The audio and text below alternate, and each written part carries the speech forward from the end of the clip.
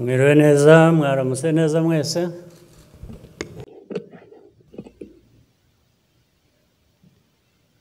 Bayobozi muri hano b'inzego z'igihugu cyacu, abanyarwanda mwese batumirwa bakuriye bahagarariye ibihugu byanyu hano mu Rwanda n'imiryango mpuzamahanga,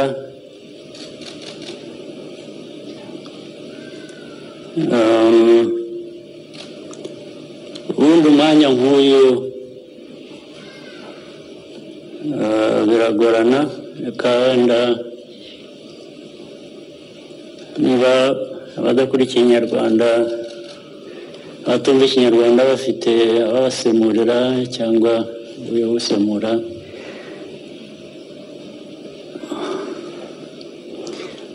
First of all, on a day like this one, mbere na mbere ku munsi nk'uyu, isaha, umunsi, icyumweru, umwaka,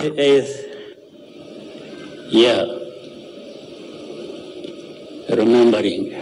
Ubu turibuka ku nshuro ya 28.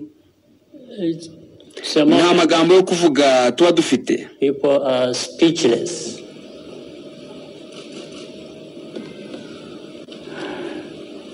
Not lacking freedom to speak, as some people. Atari uko tudafite uburenganzira bwo kuvuga nk'uko bamwe bajya babivuga. To refer to us. Babandi bavuga ngo nta bwisanzure buri mu gihugu cyacu. As a country that we have no freedom to speak. That's rubbish. Ibi ni umwanda. Just doesn't make sense. Ni ibintu bidasobanutse. But the reason is also clear why people. Ariko impamvu yo irasobanutse. The testimony we have just heard. Tekereza nibura ku buhamya tumaze kumva.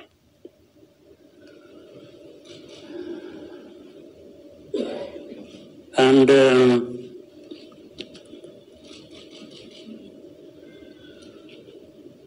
people being hunted down. Uko abantu bahigwaga amanywa nijoro kubera bari bo, ndetse bamwe muri bo bakiri bo uyu munsi. Some of them are still today. Also imagine. Tekereza kandi kuri bamwe muri twe twari dufite intwaro.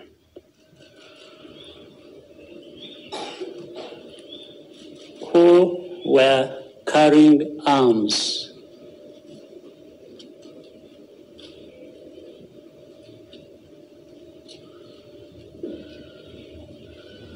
If we had allowed ourselves,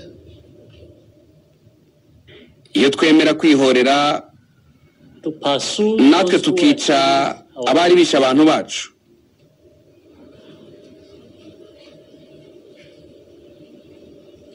indiscriminately, and also killed them. First of all, we would be right to do so. Mbere na mbere twari kuba turi mukuri iyo tubikora. We spared them. Some of them, ariko ntitwabikoze, ahubwo twarabarinze.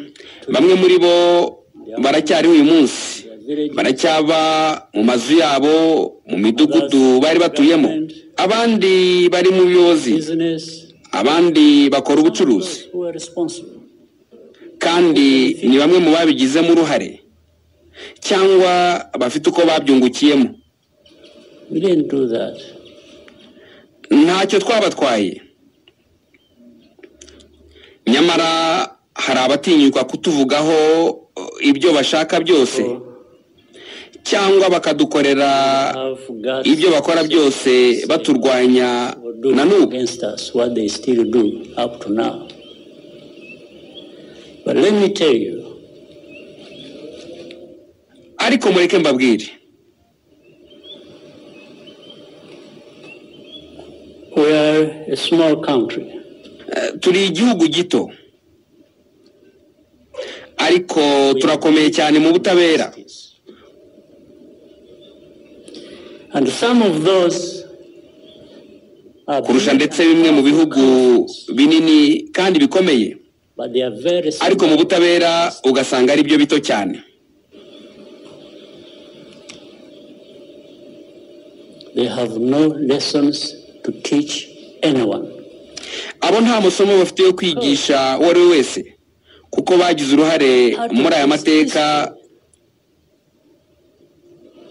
That saw over 1 million of our people perish. Yatumye abarenga miliyoni barimbuka.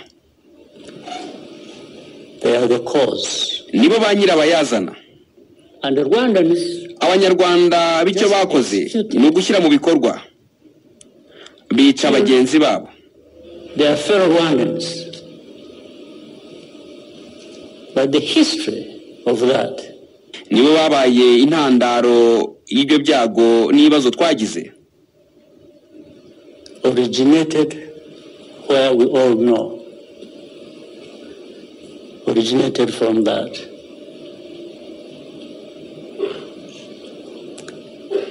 So, the very reasons that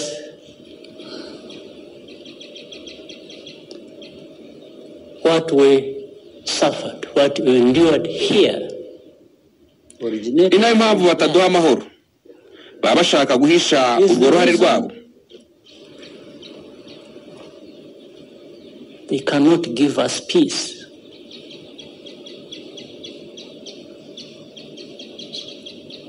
They want to cover up their responsibility.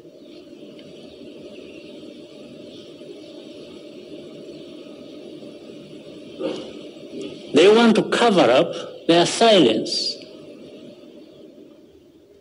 Bahora bashaka guhisha uko guceceka bagize mu gihe amamiliyoni y'abantu hano mu Rwanda bo bifuzaga ko babavugira. Bari bakeneye ko ibyabaga bimenyekana, bifuzaga ko babatabara. So in the end, the story becomes that of,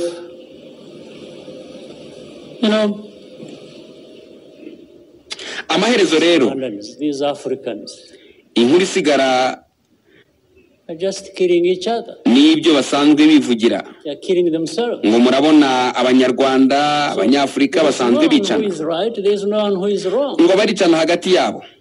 Bityo ngo nta muntu uvugisha ukuri.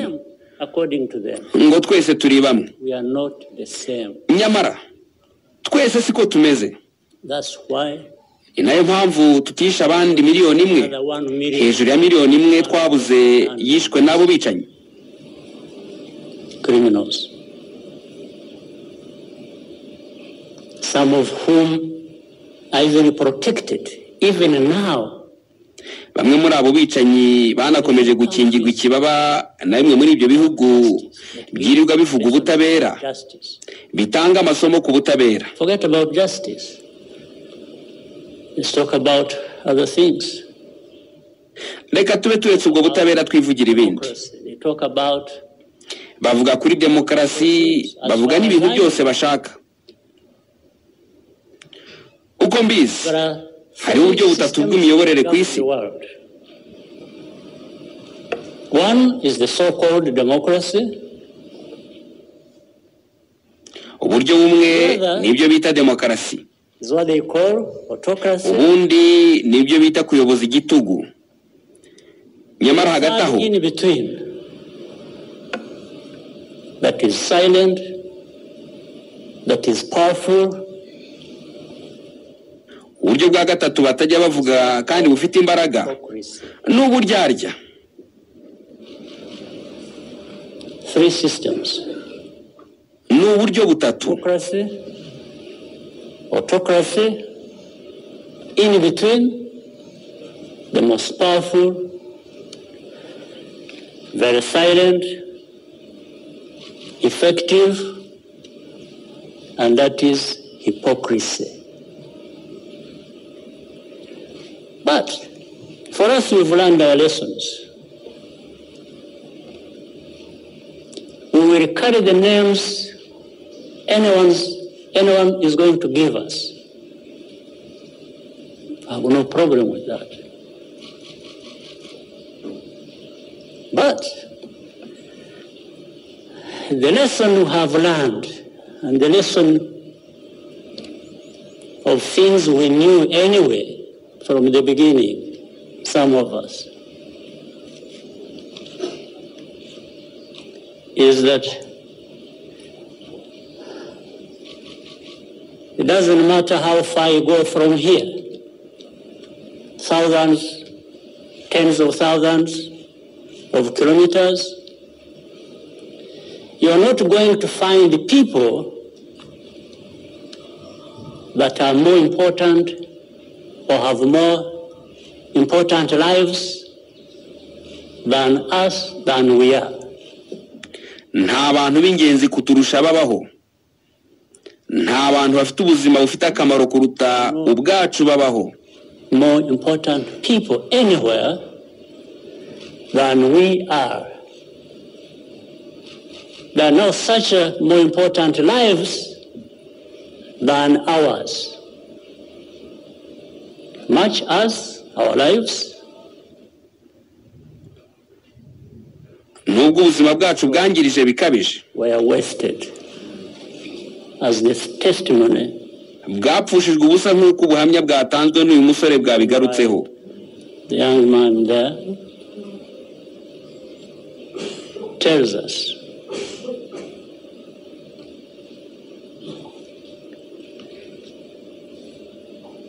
I say all these things just ibi byose ndabivuga ngo urubyiruko rwacu rubimenye. Young people that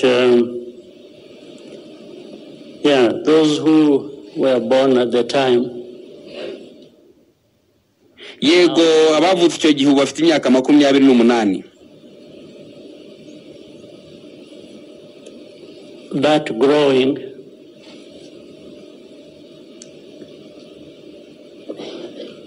must have taught them urwo rugendo rw'ubuzima barukuwemo amasomo ashingiye ku mateka yacu, the history of this land, amateka y'iki gihugu,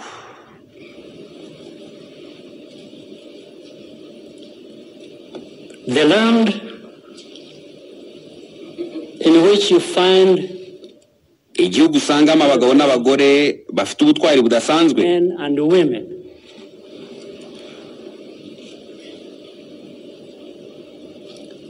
the heroes, if wabita intwari niba ubishaka. But I have a problem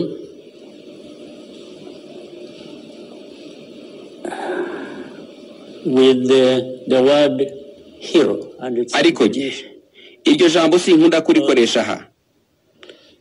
Nicyo risobanura kuko nta ntwari mu mateka mabi nkaya.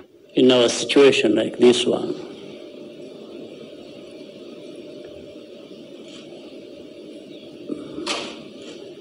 and because kuko iyo uvuze ubutwara aha uba wibukije ibihe bibi cyane twarimo.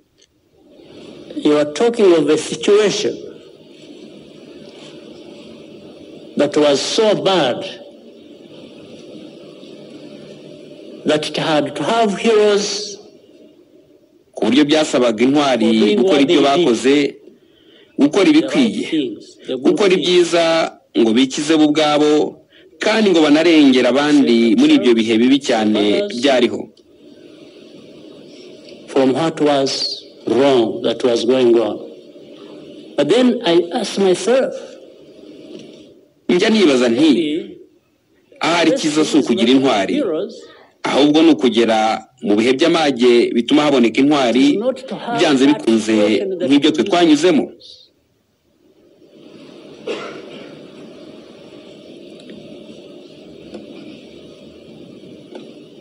like in our situation. Dufashe urugero mu mateka yacu. And you know, umuntu yakitwa intwari ate mu gihe twabuze abantu barenga miliyoni. More people were killed than could have been. Abantu benshi barishwe kurusha abakize cyangwa abo twashaka gukiza.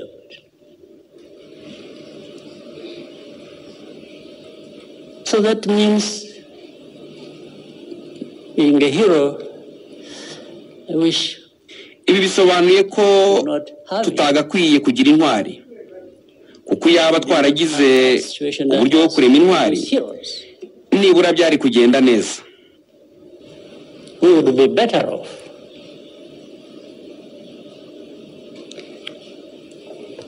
And another thing I have that is problematic with that word, ikindi kibazo ngira kuri iri jambo ni uko ushobora no kwihimbira intwari. Ushobora guhitamo kubatiza umuntu runaka intwari, cyane cyane iyo uri igihangange. Especially when you are powerful.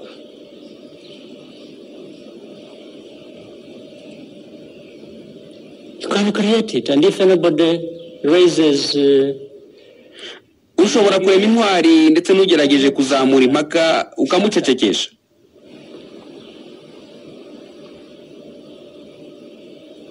That's what I meant when I said. Nibyo navugaga mvuga ko abakomeye bakomeye ariko aribo bato mu butabera.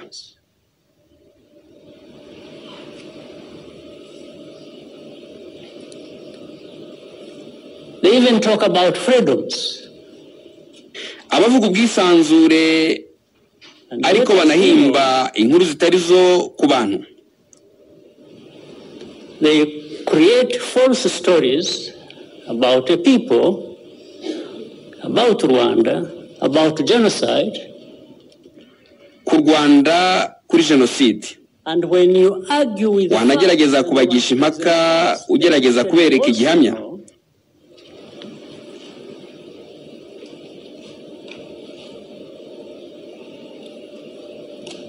There is that power to tell everyone. Ndetse banazi neza ko bafite ubushobozi bwo kubwira buri wese kutaguha umwanya wo gutanga ibitekerezo byawe, kwisobanura no kujya impaka. Nyamara abandi usanga bashinja abandi kutagira ubwisanzure bwo gutanga ibitekerezo. We will start accusing others of lack of freedom to express themselves.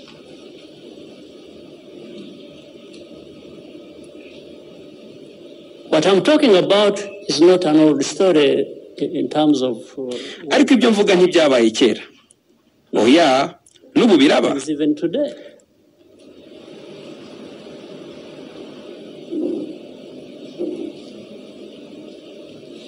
You find a renowned newspaper in some powerful place, falsifying stories about us, about Rwandans, about... abashaka amazina yabo bamwe mu bihangange bahimba inkuru zitari zo kuri twe, ku Banyarwanda, kuri genocide, ku mateka yacu. Ndetse iyo umuntu ashatse kuvuga ko atari byo, uko bimeze bitya kukuri atari uku, usanga bameze nk'abemeranyijwe ubwabo kutakumva, kandi mu nzira zose bari kunyuzamo ukuri n'igisubizo kubera ko bafite ibyo bashaka kumva. Because they want to have what they are playing, the only thing playing in everybody's ears.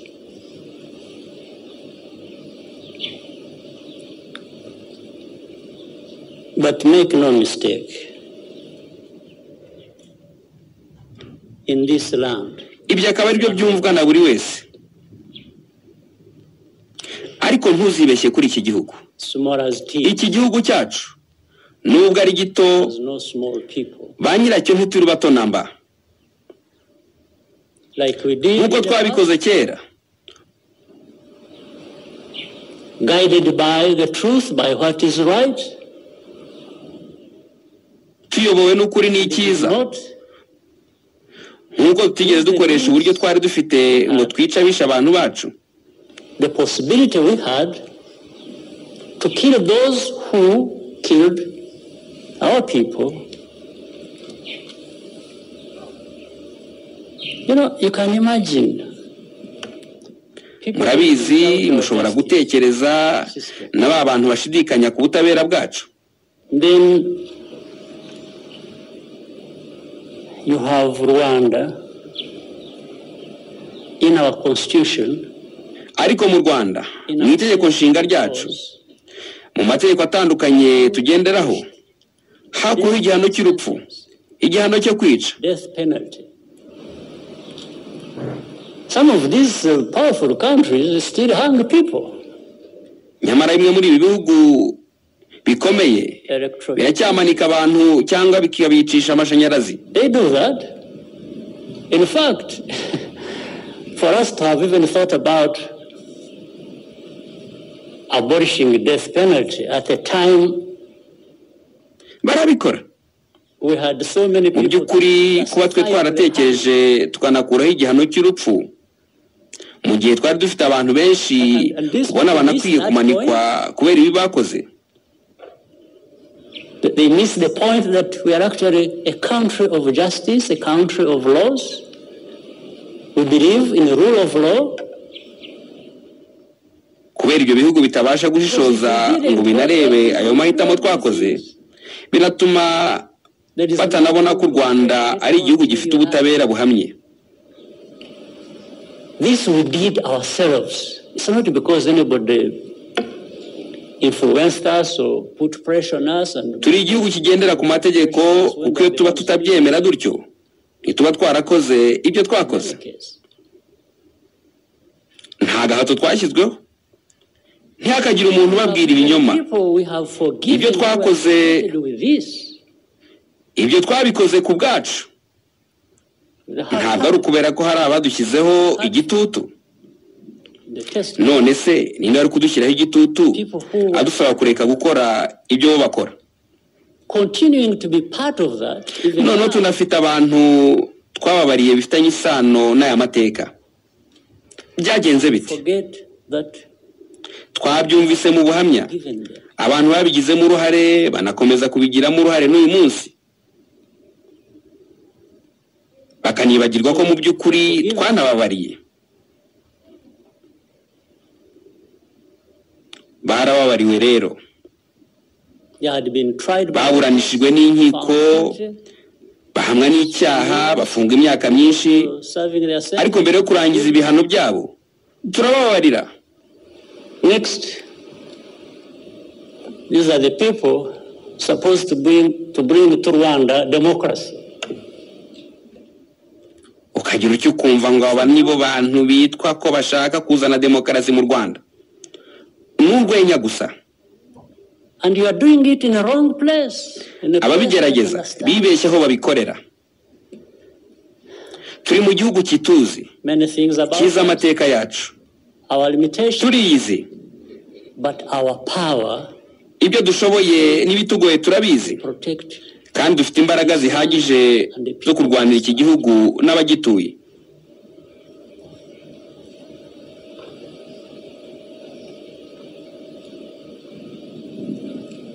Those people who go around talking nonsense every day, they should take a moment and remember. Abo bantu bazenguruka hirya no hino bavuga ibitagira agaciro buri munsi, bagomba gufata akanya bakibuka ibintu nk'ibi tuvuga uyu munsi, kandi mu by'ukuri nabo bibuke ko aya mateka yacu yatugize abandi bantu, abana bacu, abuzukuru bacu. Dufite inshingano zo kumenya neza ko babyumva, kandi ko bumva neza inshingano bafite mu kubungabunga iki gihugu n'abagituye. ariko tuzi byinshi birimo no kumenya aho ubushobozi bwacu bugarukira.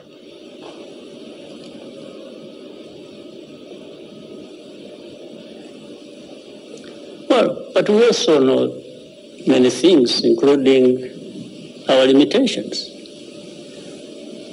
We have no power to stop it or to prevent it. Nta bushobozi dufite bwo kubihagarika cyangwa kubibuza kubaho, ariko dufite imbaraga zo guhangana nabyo.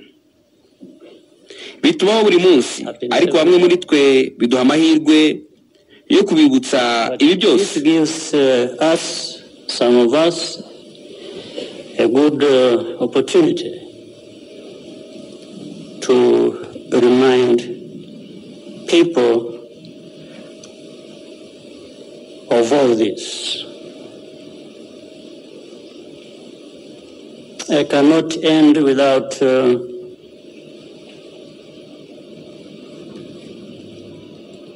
thanking.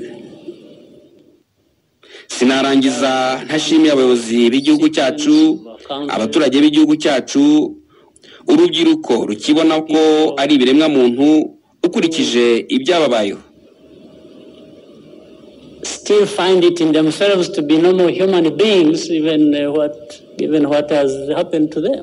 Like ni ukuri ntaganzwa cyane no kuba tugifite abantu nk'abo bagifite imbaraga zo kubaho ubuzima nk'ubwo biremwa muntu bikwiye kuba bibaho. Ariko igikomeye cyane ni amasomo akomeye kandi mabi adakwiye kutubera impfabusa.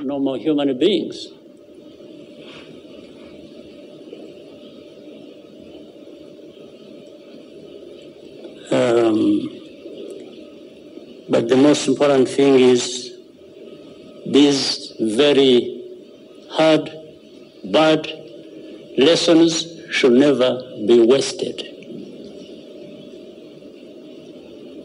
In the last 28 years, mu myaka 28 ishize, buri mwaka uhise utuma turushaho gukomera no kuba abantu bazima and better people. And for being who we want to be, we shall be the ones to decide. Kugira ngo tube abo twifuza kubabo, nitwe dukwiye guhitamo, nta wundi ukwiye kuduhitiramo icyo twaba cyo cyangwa uko dukwiye kuba turiho. For those who keep running their false stories and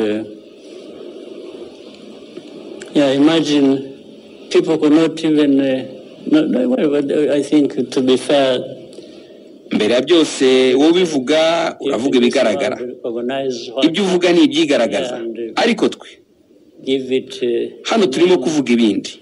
It should be called again, but there are others who say no, but you see, no, it's only not Tutsis who died, it's also others. I mean, first of all, you're just saying the obvious. In that situation, what you're saying is obvious. But I think here we're talking about something else. You know, when people, everybody knows here, or those who want to know, there are people who are called cockroaches. Benshi murabizi ko hano hari abantu bitwaga inyenzi. Izi ni inyenzi yitwaga itsinda ry'abantu, ababicaga babaga barimo kwica inyenzi. A specific group of people. So, and when they are killing cockroaches. This is what they were saying. So they were saying it publicly. So ibi nibyo bavugaga kandi bayivugiraga mu ruhame, kuvuga ko ari jenoside yakorewe Abatutsi. Ni gute bitari byo? Wabigiraho ikibazo uti byabyibwaho impaka bite kereka ubaye ufite ikindi kibazo? And this is now what gives room to all these other genocidaires to start talking about championing democracy. Iki nicyo gihe cyuho abajenosideri batangira kuvuga ko baharanira demokarasi. Abo bantu ngo baharanira demokarasi bashaka kwizana mu Rwanda. Mu Rwanda rudafite demokarasi, rudaha abaturage umudendezo kuvuga ibyo batekereza, rudafite buri cyose gikwiye ikiremwa muntu. No more and human.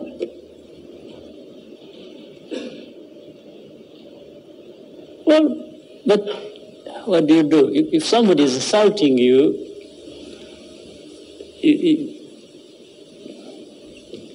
you take it. Ariko ukora iki umuntu agututse? Urabyakira. Kuko ni byiza kutamusubiza. Urabyakira ubundi ugakora icyo wowe wumva ko gikwiye. So the lessons learned for the young people, for our country in this land. Isomo rero urubyiruko rwacu rugomba kwigira ku gihugu cyacu niri. Mureke dukore ibyo dukeneye gukora. Do for ourselves what we need to do. Tube abo dushaka kubabo. Ibindi ni urugamba. And the rest is kandi ni urugamba tugomba kurwana bya nyabyo. Murakoze cyane.